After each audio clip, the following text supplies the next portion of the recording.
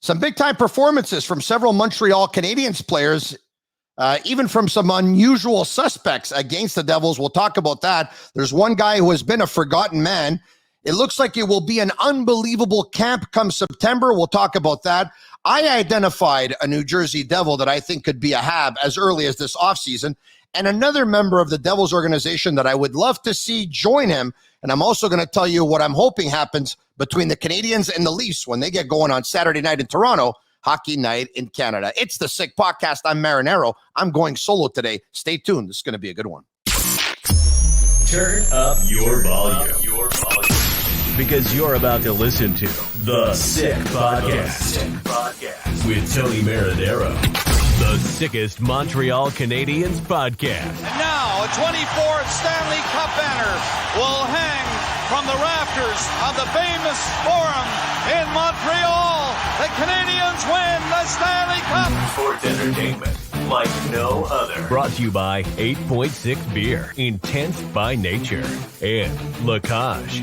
If the last time you went to La Cage was when the Habs won the Cup, it's time you went back to La Cage. The menu will surprise you. Welcome. It is Marinero. It's the Sick Podcast. We're going to talk about the Montreal Canadiens, your favorite discussion, of course, and tell all your friends about it because you can follow us on Facebook, on Twitter, on Instagram at the Sick Podcast, and also subscribe to our YouTube channel. It's absolutely free. So tell your friends about it. The Canadiens beat the Devils by a score of 7-4. The Sick Podcast brought to you by 8.6 Beer, intense by nature. The beer for those who follow their instinct and live their passions the way I do in order to make my mark. And La Cage. If the last time you went to La Cage was when the Habs won the Cup, it's time you go back to the Cage. The menu will surprise you. It no longer surprises me because I've been several times and I'm going to be going again in just a couple of weeks from now, of course. If all goes well, on Saturday, April 23rd, we will see you at La Cage. We're inviting you down for our first anniversary of the Sick Podcast. Anyway, so if you're looking for a place to go eat on that night, why don't you join us and have supper at La Cage, and we'll watch the game together. The last Saturday night game of the season, the Canadiens will be in Ottawa on that Saturday night. You can RSVP by calling 731-2020. All right, okay. The Canadiens win by a score of 7-4. They definitely got to Andrew Hammond. They really picked on his glove. You can tell they had a scouting report on him. They beat him glove side several times. I mean, where do we go from? Jake Evans went glove side, or it may have been deflected, actually beat him on his glove. Cole Caulfield beat him glove side. Nick Suzuki beat him glove side. Dvorak beat him glove side. Armia beat him glove side. It seemed like almost everybody beat him glove side. But anyway, it was great to see Suzuki and Caulfield do their thing again. Caulfield score another goal. Suzuki score another goal. But how about Weidman and Klag? Here's two guys that nobody's talking about, right? 1 goal and 2 assists apiece for them last night. Weidman played 17 minutes and 7 seconds. Klag played 18:49. You know, Klag is a 23-year-old. He sees Barron come in at age 20. He sees Harris come in at age 22.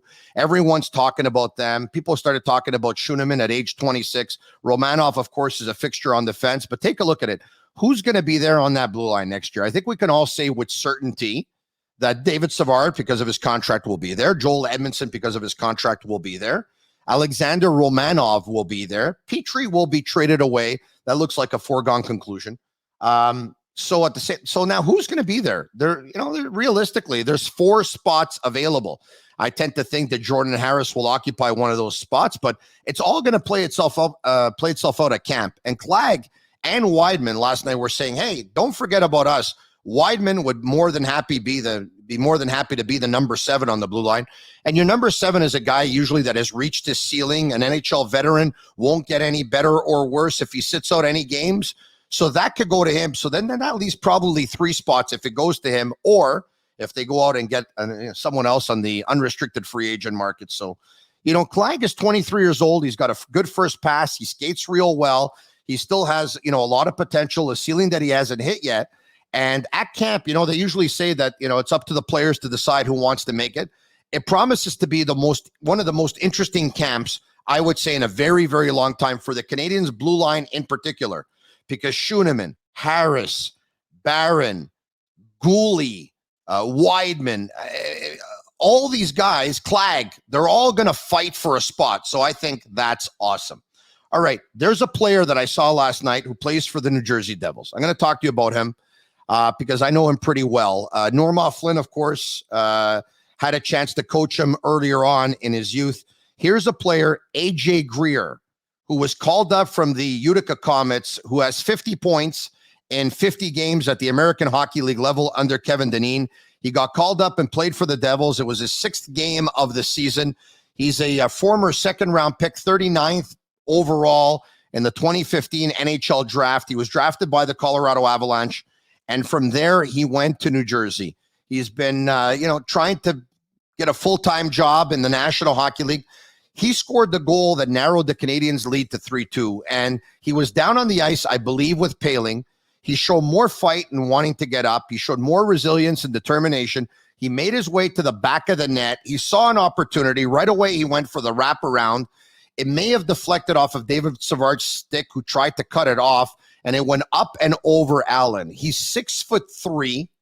He's about 220 pounds. He's a 25-year-old. He'll be entering the prime of his career in about a year or two, but a big-time character guy. And you know what? If the Canadiens are looking to fill out a 4th line next year, how about AJ Greer playing 4th line? That's a character guy. I'm going to give you somebody else. And by the way, it should be noted that AJ Greer and Habs Laurent Dauphin played together with Les Pionniers de Lanaudière in their youth. AJ Greer also played with Frédéric Gauthier and Laurent Dauphin, with Esther Blondin, midget AAA hockey. And the reason why I bring up Frédéric Gauthier is because Frédéric Gauthier is also a member of the Devils organization. He is playing with the Utica Comets. He's a former first-round pick, 21st overall by the Toronto Maple Leafs back in 2013. He is 6'5". He's 240 pounds. He's 26 years old, also in the prime of his career. Now, AJ Greer's contract expires this season. He makes $750. Frédéric Gauthier's contract also expires at the end of this season. He makes $800. Both players are unrestricted free agents at the end of the season. AJ Greer from Joliette, Quebec. Frédéric Gauthier from Laval, Quebec. Both of them whose friends and family grew up cheering for the Montreal Canadiens, with the exception of AJ's dad, who's a Toronto Maple Leafs. But, I'd be willing to bet that if his son signs with the Montreal Canadiens, that he's going to convert and become a Montreal Canadiens fan. Not to mention that AJ Greer is represented by Quartex Management, the firm that Kent Hughes, of course, used to work for and used to be a partner at. So take a look at that. Take a look at in the offseason, AJ Greer and Frédéric Gauthier for one of two, if not two. Why not join the Canadiens organization? They could play 4th line. If it doesn't work out and they go down, they're playing with the Laval Rocket. They'd be more than happy to be part of the organization, up and down between the Rocket and the Canadiens. Or if they make their mark with the Canadiens, they stay with the Canadiens. They're familiar. They play with each other with the Utica Comet. They both spend a lot of time on the penalty kill. They've done a great job in the penalty kill at the American Hockey League level. You're looking for guys from here. You're looking for gut chez nous, pride, know what it means to be a Montreal Canadian, know everything about the city, the culture, the fan base, and all that stuff. I think that's something that we should pay attention to. All right. MatrixHomeFitness.ca. All right. I've been on it. My T75 treadmill. Bring it home the way I did. Discover a club quality workout in the comfort of your own home. Visit MatrixHomeFitness.ca. I would imagine that Brendan Gallagher, by the way, has been on that treadmill because he's going to change up his training. He's going to do a little bit more cardio. Marty St. Louis has talked about rewiring Brendan Gallagher, maybe reprogramming him. And by the way, I wanted to bring him up because I really like the way Gallagher played yesterday again, adding a couple of assists. He had added a goal in the game before that. He's starting to make his mark. He's not getting a lot of minutes, anywhere between 13 and 14, but he's becoming a lot more efficient, which is what he's probably going to need for the rest of his career. A shout out to sportbuffshop.com for all of your officially licensed sports apparel. Any jersey, any team, hockey, any sport, you go there. And our sick merchandise. Use code 615 for 15% off on all of our items, including this very beautiful Marination t-shirt. All right. It's the Canadiens and the Leafs. And I want the Canadiens to lose in Toronto. You heard me. I want them to lose in Toronto. Why? Well, because with their win versus the New Jersey Devils, the Canadiens are no longer last in the National Hockey League. The Arizona Coyotes are last, 2 points behind the Canadiens. They've played the same amount of games. It should be noted that Arizona has a couple more wins. So at the end of the season, if both teams finish with the same amount of points, the Canadiens would actually be behind Arizona because Arizona has one more games than the Canadiens. So as much as this has been entertaining and as much as it's been fun and winning your share of games under Marty St. Louis, and I've been thoroughly entertained, I hope they lose to the Toronto Maple Leafs. I do, because I want the Canadiens to finish last overall, the way I've been telling you all season that I want them to, because I want the Canadiens to have the highest probabilities of having the best pick in the draft, the number one pick in the draft. Hey, and you know what? Maybe the Canadiens are not sold on Shane Wright, and maybe they want to draft Slafkowski. And if that's the case, then okay, if you finish second, it's okay. But hold on a second.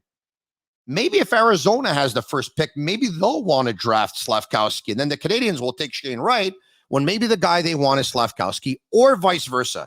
But by finishing last and having the highest probability of getting the number one pick overall, at that point, you decide which player you want to go with. And at that point, if you get it right, good for you. If you get it wrong, too bad for you. But I want the Canadiens to be in that position. So for one game between the Canadiens and the Leafs, and one game only, and that's going to be on Saturday Night Hockey Night in Canada in Toronto, I want the Toronto Maple Leafs to beat the Montreal Canadiens, because I want the Montreal Canadiens to have a better future. In my opinion, a Canadiens loss in Toronto will feel like a win. We're going to do this again when I talk to you again on Sunday, and we're going to go live. I want you to tell your friends about this podcast. Why? Because it's absolutely sick. Marinaro, until next time, the Sick Podcast. Follow us at the Sick Podcast and subscribe to our YouTube channel. Ciao for now. Go, Leafs. Go. And that's a wrap. Hope you don't miss us too much until next time. Follow the Sick Podcast with Tony Marinaro on YouTube, Instagram, Facebook, Google Play, and Apple Podcasts. The Sick Podcast is brought to you by 8.6, Intense by Nature, and La Cage. If the last time you went to La Cage was when the Habs won the cup, it's time you went back to La Cage. The menu will surprise you.